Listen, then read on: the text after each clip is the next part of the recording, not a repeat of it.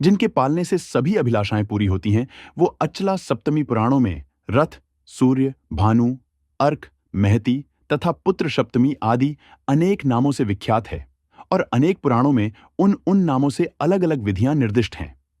4 फरवरी 2025 अर्थात माघ शुक्ल सप्तमी संपूर्ण पापों को हरने वाली व सुख सौभाग्य की वृद्धि करने वाली है। कोई बड़ा कार्य नहीं करना है। सुबह उठकर उबटन लगाकर तिल का तेल उपयोग कर सूर्योदय के पहले स्नान कर लें और उसके बाद व्रत कर लें एवं गुरु का पूजन करें। इससे बड़ा लाभ होता है। समस्त माघ मास के स्नान का फल हमें प्राप्त हो जाएगा तथा पूरे 1 वर्ष के रविवार के व्रत का फल भी मिल जाएगा और सुख सौभाग्य की वृद्धि होगी। पापों को हरने वाली यह तिथि है। भविष्य पुराण में अचला सप्तमी व्रत का माहात्म्य आता है। एक बार राजा युधिष्ठिर ने भगवान श्री कृष्ण से पूछा, भगवान, आपने सभी उत्तम फलों को देने वाले माघ स्नान का विधान बताया था, परंतु जो प्रातःकाल स्नान करने में समर्थ ना हो तो वह क्या करें? स्त्रियां अति सुकुमार होती हैं, वह किस प्रकार से माघ स्नान का कष्ट सहन कर सकती हैं? इसलिए आप कोई ऐसा उपाय बताएं कि थोड़े से परिश्रम द्वारा नारियों को रूप, सौभाग्य, संतान और अनंत पुण्य की प्राप्ति हो। भगवान श्री कृष्ण कहते हैं, महाराज, मैं अचला सप्तमी व्रत का विधान बतलाता हूं, जिसे करने से सब उत्तम फल प्राप्त हो जाते हैं। इस संबंध में आप एक कथा सुने। मगध देश में इंदुमती नाम की एक अति रूपवती वेश्या रहती थी। एक दिन वह प्रातःकाल बैठी बैठी संसार की नश्वरता का इस प्रकार चिंतन करने लगी कि देखो, यह विषय रूपी संसार सागर कैसा भयंकर है, जिसमें डूबते हुए जीव जन्म मृत्यु जरा जैसे जल जंतुओं से पीड़ित होते हुए भी किसी प्रकार पार उतर नहीं पाते। ब्रह्मा जी के द्वारा निर्मित यह प्राणी समुदाय अपने किए गए कर्म रूपी ईंधन एवं काल रूपी अग्नि से दग्ध कर दिया जाता है। प्राणियों के जो धर्म अधर्म काम से रहित दिन व्यतीत होते हैं, फिर वे कहाँ वापस आते हैं? जिस दिन स्नान, दान, तप, व्रत, होम, स्वाध्याय, पितृ तर्पण आदि सत्कर्म नहीं किया जाता, वह दिन व्यर्थ होता है।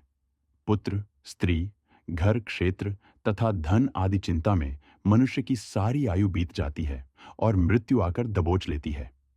इस प्रकार कुछ उद्विग्न होकर सोचती विचारती हुई वह वैश्या आगे सोचती हैं कि इस संसार में कौन पार उतारने वाला है।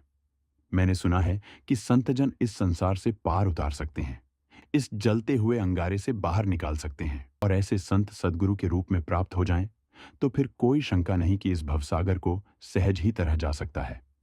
वह रूपवती इंदुमती वेश्या गुरु की खोज में महर्षि वशिष्ठ के आश्रम में गई और उन्हें प्रणाम कर हाथ जोड़कर कहने लगी, गुरुदेव, मैंने न तो कभी कोई दान किया, न जप, न व्रत उपवास आदि सत्कर्मों का अनुष्ठान ही किया है, तथा न शिव विष्णु आदि किन्हीं देवताओं की आराधना की है।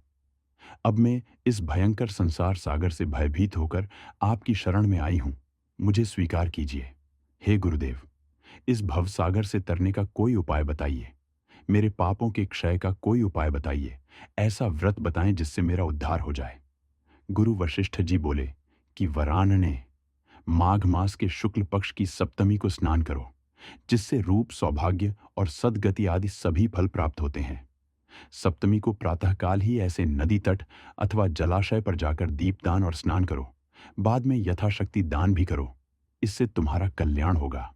गुरुदेव वशिष्ठ जी के वचन सुनकर इंदुमती अपने घर वापस लौट आई और गुरु उपदिष्ट मार्ग द्वारा विधि अनुसार उसने स्नान, ध्यान आदि कर्मों को संपन्न किया। सप्तमी के स्नान के प्रभाव से बहुत दिनों तक सांसारिक सुखों का उपभोग करती हुई वह देह त्याग कर श्रेष्ठ गति को उपलब्ध हुई। यह अचला सप्तमी संपूर्ण पापों का प्रशमन करने वाली तथा सुख सौभाग्य की वृद्धि करने वाली है। राजा युधिष्ठिर कहते हैं कि भगवान, अचला सप्तमी का महत्व आपने बतलाया, कृपा कर अब स्नान विधान भी बतलाइए। भगवान कहते हैं कि यथा संभव सप्तमी को प्रातःकाल उठकर स्नान कर लेना चाहिए, अरुणोदय वेला में, अर्थात सूर्योदय से पहले।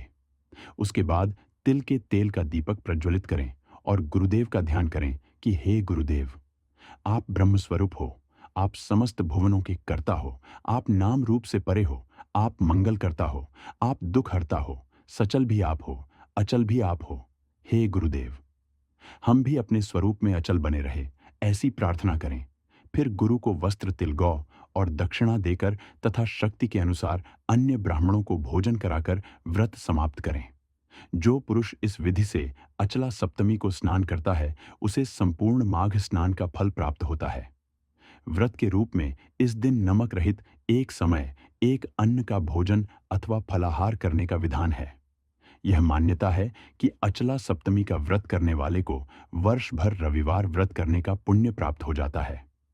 जो अचला सप्तमी के महात्म्य को श्रद्धा भक्ति से कहेगा अथवा सुनेगा तथा लोगों को इस महात्म्य का उपदेश करेगा, वह उत्तम लोकों को अवश्य प्राप्त करेगा।